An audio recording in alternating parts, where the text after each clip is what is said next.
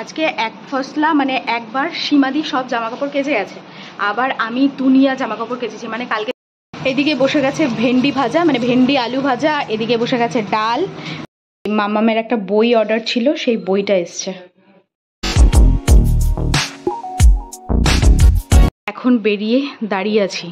আগের থেকেই পার্সেলের দাদারা ফোন করে দেয়, জানে যে আসার সাথে সাথেই ওই দেখো দরজা ধাম ধাম করে ভাঙছে। এই যে এদের ভয়ে পার্সেল দাদারাও আগের থেকে ফোন করে যে দিদি আপনি তাড়াতাড়ি বেরিয়ে দাঁড়ান, নাহলে তো আপনার যে দল বাহিনী রয়েছে বাহিনীটা তো পুরো একদম মাথা খারাপ করে দেবে। দেখো কান্নার কি হয়েছে ছোট, তোমার কান্নার কি হয়েছে? কান্নাকাটি করো না, কত কান্না।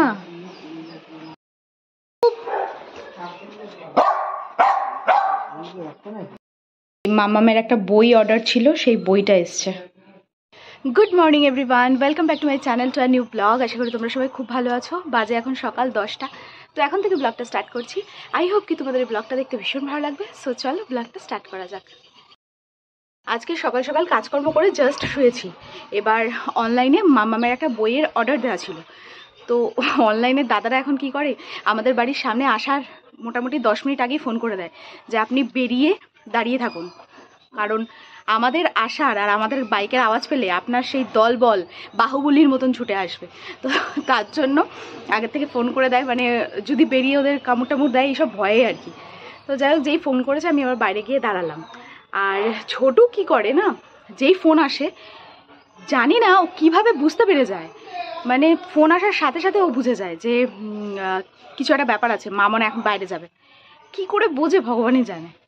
আর এখন স্নান টান করবো, স্নান টান হয়নি এখনও, এখন স্নান টান করবো। আজকে আবার একটা পঞ্জিকা নিয়ে এসেছে আমার শাশুড়ি, তো পঞ্জিকাটা এখন দেখছে যে পঞ্জিকায় কি হয়েছে কি না হয়েছে এই সব বসে বসে দেখছে।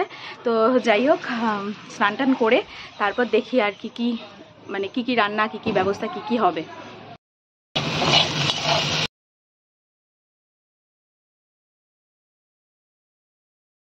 এদিকে বসে গেছে ভেন্ডি ভাজা, মানে ভেন্ডি আলু ভাজা, এদিকে বসে গেছে ডাল। আর আজকে যা যা রান্না কি রান্না হবে একটু পরে দেখাচ্ছি, সব রেডি হোক। আজকে এক ফসলা মানে একবার সীমাদি সব জামা কাপড় কেচে গেছে, আবার আমি দুনিয়া জামা কাপড় কেচেছি। মানে কালকে যেগুলো পরে ওই অনুষ্ঠান বাড়িতে গেলাম, তো সেই সব শাড়ি তো আর তুলে রাখা যায় না, সেগুলো ধুতে হবে। আর সেই শাড়ি ধুতে গিয়ে দেখি মানে গামলাকে গামলা শাড়ির রং উঠেছে, এত পরিমাণে যতবার জলে দিচ্ছি ততবার কারি মানে পুরো জলটা পুরো নীল হয়ে যাচ্ছে। এবার শুকানোর পর যে ব্যাপারটা কী দাঁড়াবে আমি নিজেও বুঝতে পারছি না। তো এই ফার্স্ট না সেকেন্ড বার এরকম হলো। এবার দেখি রোদে দিয়ে সব শুকাই আগে, তারপর দেখি ব্যাপারটা কি হচ্ছে শাড়িটা।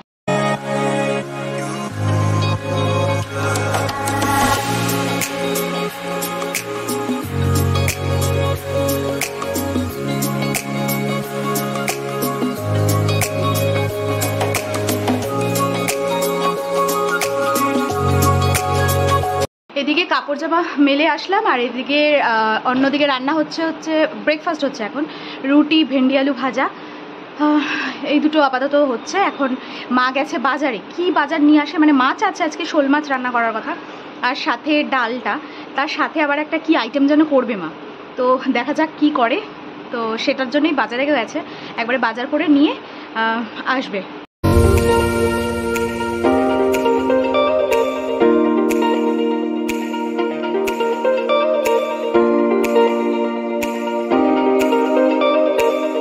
এদিকে মা যেহেতু বাজারে গেছে, তাই মায়ের বিছনাটাও একদম পরিষ্কার করে গুছিয়ে দিলাম।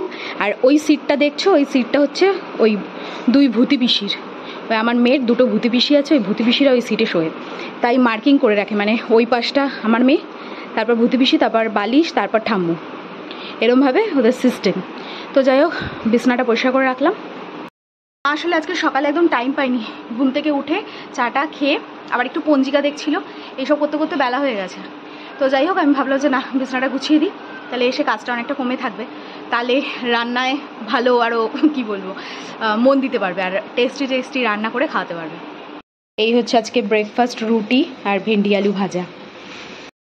মা তো এখনও আসেনি, বাট আমি খেয়ে নিচ্ছি। আর সুব্রত এখনও দোকান থেকে কাউকে পাঠাইনি, মানে আজকে দোকানে যাবো ভেবেছিলাম, বাট এখন আর যাবো না, কারণ মা তো রান্না করবে, এবার সেটার ভিডিওটা তোমাদের জন্য করতে হবে, তো তার জন্য আজকে আর যাওয়া হবে না। এমনিতেই মোটামুটি 12টা 10 বেজে গেছে, তো ভাবলাম আজকে আর যাবো না, মানে এই বেলাটা যাবো না, বিকালে আবার যাব। তো চট করে টিফিনটা করে ফেলি। এই নিয়ে চলে এসেছে কলমি শাক। এবার দেখা যাক কলমি শাকের কি আইটেমটা করা হচ্ছে। মানে কলমি শাকটা বেশ ভালো লাগে, ভাজা টাজা সবই ভালো লাগে, এবার আজকে মনে হয় অন্যরকম আইটেম কিছু হবে। নিউর সাথে একটু ফাজলামি করছি, আবার ভয়ও লাগছে যদি আবার কামড় দিয়ে দেয়। দেখো কেরমভাবে তাকিয়ে আছে, new new new new new, মাথা গরম।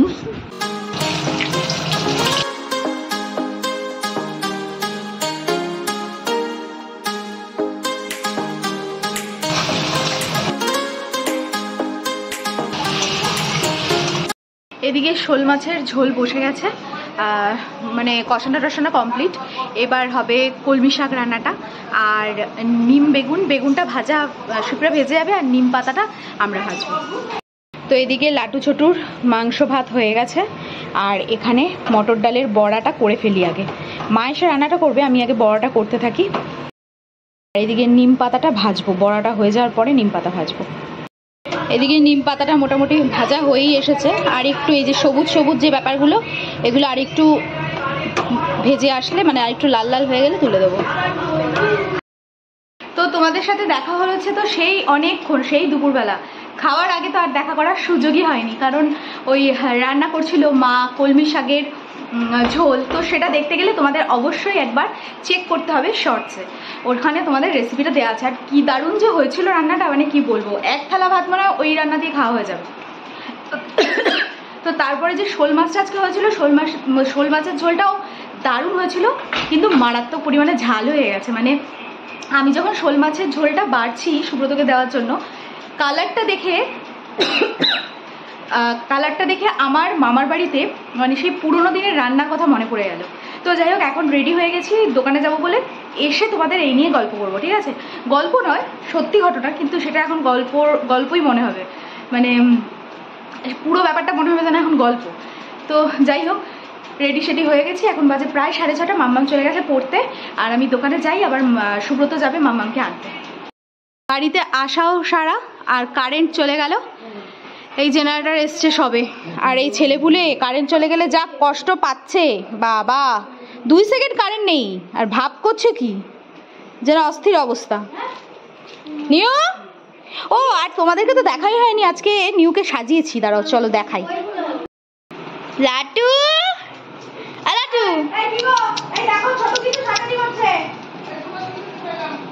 এই দেখো আজকে সকালবেলা একটু ভাবলাম যে নিউকে নিয়ে একটা ওই রিলস গুলো হয়, ওই রিলস গুলো বানাবো। এবার ঝুটি বেঁধে নিয়ে সবাই নিয়ে গেছি, আমাদের কাউরে পারলে ছিঁড়ে খায়। এই দেখো নিজে সাজুগুজু করে নিয়ে কি যে অহংকার, কি যে তেমাক বেড়েছে নিউয়ের, কি বলবো। দেখো মুখটা দেখো তো, পুরো পাকা আম, হিমসাগর আম, কক কক করে খাবো আমরা। দেখো, আর হাতে পাতে কোথা থেকে আবার মাটি ঝুটি লাগিয়ে এসেছে, মানে দুষ্টু খুব দুষ্টু। তো এদিকে দেখলে তোমরা নিউকে এত কিউট লাগছিল আজকে সকালবেলা, ওকে দুদিকে দুটো ছুটি পেতে ভাবলাম যে একটু রিলস বানাই।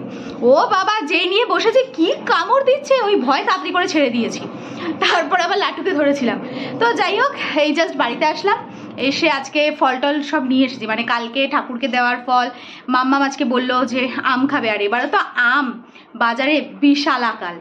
তবু আমাদের বাগানে আমগুলো হয়েছে, বাট ওগুলো এখনো সেরকমভাবে পাকেও নি, সেরকম যে বিশাল বিশাল বড় হয়েছে তাও না। আর আমাদের বাড়িতে তো কালকে আসার সময় দেখে আসলাম আমের পুরো প্যান্ডেল শুরু হয়ে গেছে। এবার যেদিন থেকে আম ভাঙা শুরু হবে সেদিন যাব দেখতে। এবার প্রত্যেক দিন তো গিয়ে আর জিনিস নিয়ে আসা যায় না, মানে এটা একটা বাজে ব্যাপার।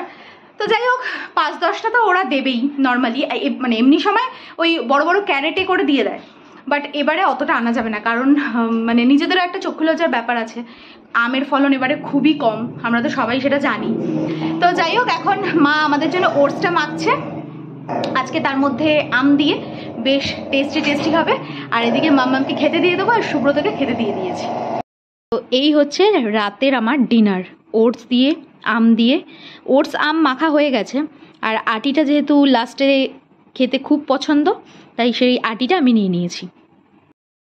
আর এই হিমসাগর আম দিয়ে ওটস বলো, মুড়ি বলো, রুটি বলো, যাই বলো না কেন, খেতে যে কি দারুণ লাগে, বিশেষ করে মাখাটা আর কি। তো চলো ওটসটা ফাটাফাট খেয়ে নিই। তো এই জাস্ট কমপ্লিট হলো সমস্ত কাজকর্ম, আর মাম্মাম এখন পড়তে বসে গেছে, আমিও যাব একটু পরে ওই ঘরে। এবার ওই ঘরে তো নিউ আর লাটু রয়েছে, ছোটুকে একটু সামলে তারপর যেতে হবে, নাহলে গিয়েই এক্ষুনি যুদ্ধ বাঁধিয়ে দেবে। তো যাই হোক, আজকে ঘুরতে বেরিয়ে এত সুন্দর একটা জিনিস দেখেছি, বাট হ্যাঁ ওটা নিয়ে এবার মনের মধ্যে একটা ব্যাপার ছোটোর থেকেই জানতাম।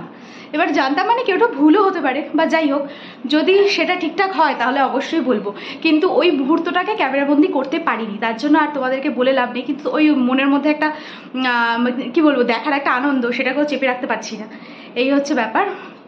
তো আজকের ব্লগটা তাহলে আমি এখানেই শেষ করছি। যদি কিছু ভিডিওটা ভালো লেগে থাকে then do like, comment, share and subscribe. দেখা হচ্ছে নেক্সট ব্লগে, ততক্ষণের জন্য খুব ভালো থেকো, সুস্থ থেকো, আর অবশ্যই বইটা সাথে থেকো। সো চলো আজকের মতো tata, bye and good night.